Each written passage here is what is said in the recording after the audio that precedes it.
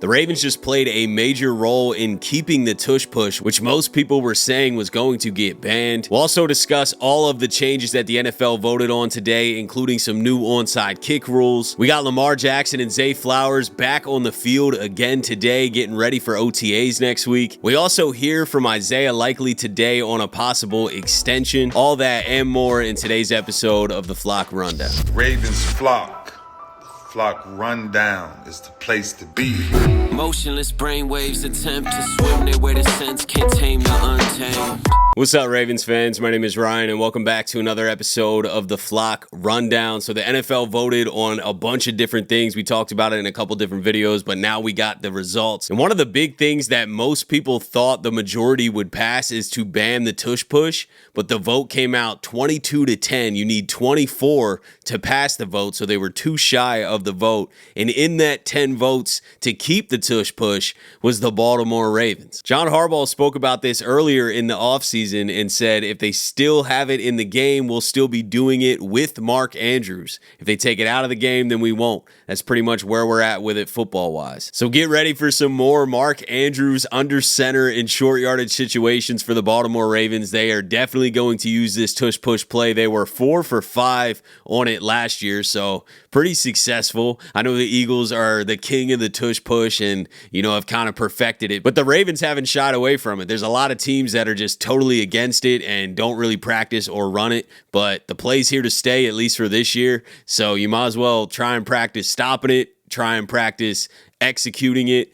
And I think a lot of teams are going to be using it this year, including the Ravens. Moving on to a vote that did pass, all NFL players are now officially eligible to participate in the Flag Football Olympics in 2028, which is pretty exciting. It's only 5-on-5, so not everyone is obviously going to participate, and only one player from each team can go. And then if you have an international player, they can play for their home country. So David Ajabo, I think, is the only Raven that would categorize into that. I saw Kyle Hamilton tweet out a Korean flag like he potentially would want to play for Korea, but I don't think he's labeled as an international player. So I don't know exactly how that works. Maybe he can pick which one he goes to. I'm not sure, but I know David Ajabo is officially the Ravens international player, so he could play elsewhere, but I'm pretty sure everyone else has to play for the U.S., but we'll see. We'll see if any Ravens end up even playing in the flag football. Lamar's obviously a big name that most people talk about.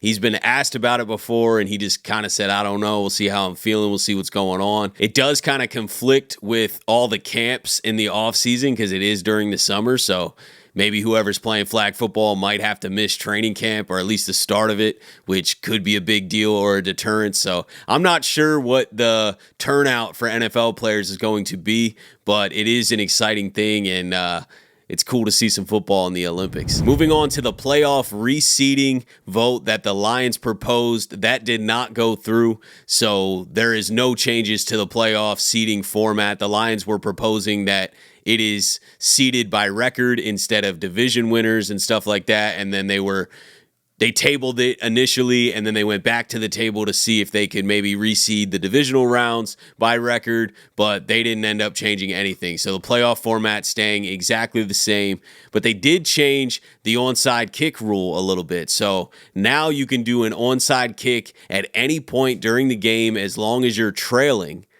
And you do need to still let the opposing team know that you're doing it, which is kind of a weird rule to me, but whatever.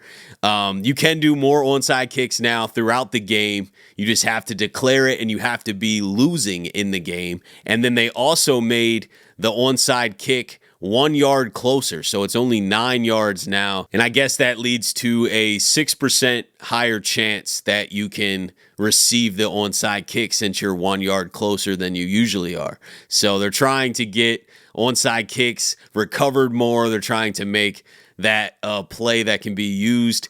And I guess I'm for that. I think onside kicks are pretty irrelevant in the game, even though the Ravens gave up 2 onside kicks last year. So we're one of the few teams that allowed some onside kick recoveries, but it barely ever happens. So, if you need that miracle onside kick recovery in the heat of the moment, odds are you're just not getting it.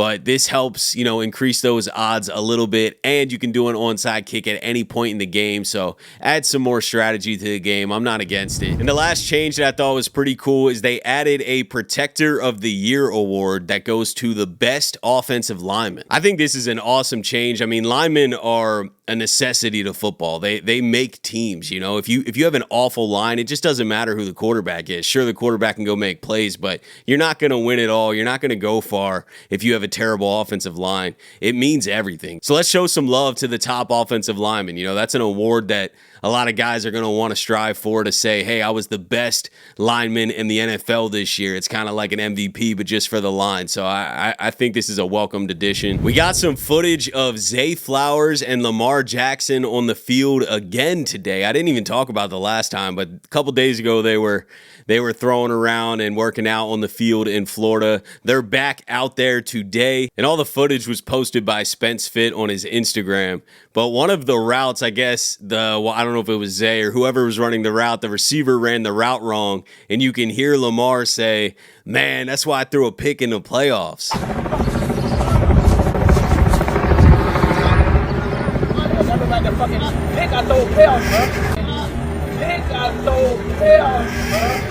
OTAs start next week, so really cool to see these guys down in Florida getting some extra work in. This should be a huge year for both these guys. Zay Flowers obviously coming off that injury, but I think he's going to have an incredible year. Lamar Jackson, we already know what he does, man, after coming off last year. I don't know if he'll beat it statistically, but he's going to have another dominant year. So can't wait to see these guys at OTAs. Awesome to see these guys working out in Florida right now. We also heard from Isaiah Likely, who was on the Kay Adams Up and Adams show today, and she asked him about his extension and kind of showed him a graphic that he was one of the top tight ends that had the most missed tackle rate, and this is what he had to say. I'm sure you saw that graphic. Do you want me to just print that out and send it to DaCosta for your deal? Because you're on the last year of your rookie deal, Isaiah. What's the conversation?